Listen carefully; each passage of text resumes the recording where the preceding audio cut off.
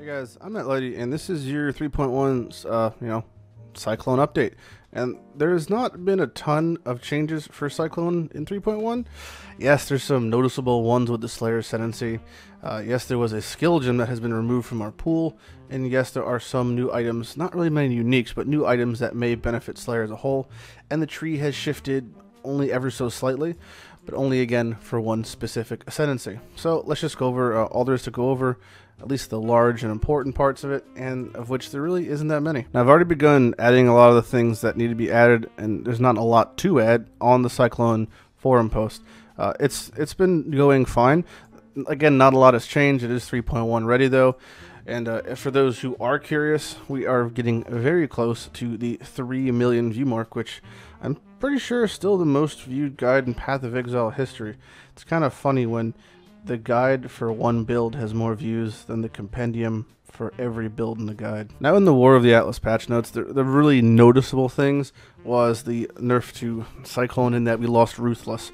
Ruthless, the support gem that does the, third attack extra damage thing, no longer can be supported. It doesn't specify why, but it can only really be attributed to one of two things. Either it was too strong, which isn't the case because Cyclone's presence isn't that prominent in any sort of racing. Like, it's a good build, but it's not killing Shaper minute 5 build. Or it had some weird bug and they just couldn't figure out the coding, which is probably the most likely scenario. The Cyclone's still a gray area where it's like a channel skill, but it's a movement skill, but it's attack, but it's not a movement skill. Only recently it was added to lab that the movement lab traps actually affected it. Of the unique balancing, none of it really affected it. Neither with the monster balancing, neither with the map balancing, and the passive tree balancing, they just nerfed a bunch of leech. And the leech nodes were nerfed due to the change to Valpack, making Valpack basically add 50%, well, leech rate to a lot of things. But I don't really see a lot of Cyclone builds getting it still outside of being Slayer, because the really only reason we had that amount of leech was because of Reflect, which was removed essentially. And for Ascendancy changes, Slayer's max leech, which is the most important aspect of leech, got hit pretty hard.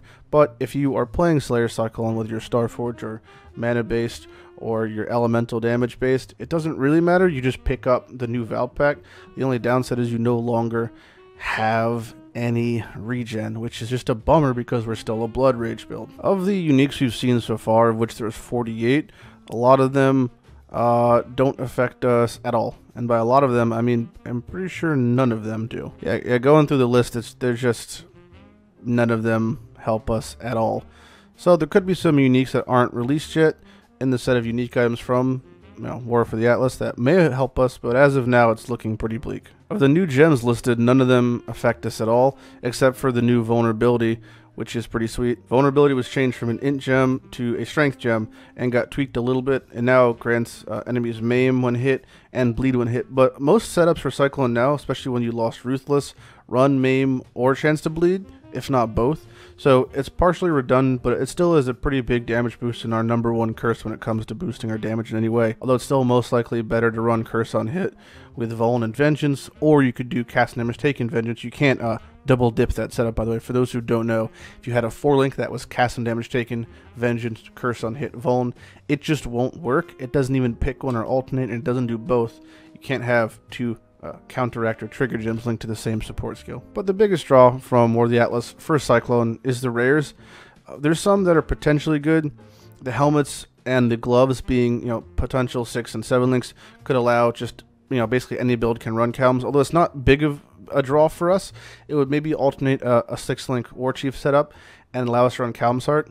Pretty much Calmsart's still best in slot, and every Cyclone should be running it no matter what. And a lot of the weapon support gems are cool, and it looks like most of them are suffixes, so you could get, we haven't seen any on a 6 socket or 6 linkable weapon, but if that were the case, obviously a 9-link 2-hand axe would be nice. And a nice thing though, again, it's still worse than Calms, but they do have the Fizz damage taken as fire, which is essentially the Red Blade Warbands mod on chest. You could maybe craft yourself a spicy, Astral Plate or something like a Glorious Plate. And none of the other mod things we've seen so far really are anything great. That's honestly all there is to it for 3.1 Cyclone.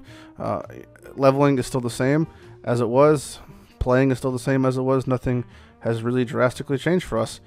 yet again. I'm Lighty, and I'll see you guys later. Good luck cycloning out there, and have fun in War for the Atlas. Bye.